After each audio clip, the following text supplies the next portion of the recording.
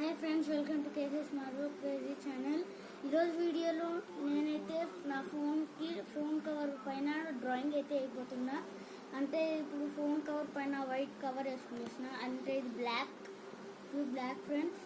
నేను first blue, next red, next yellow, next black, next last silver వేస్తాం friends.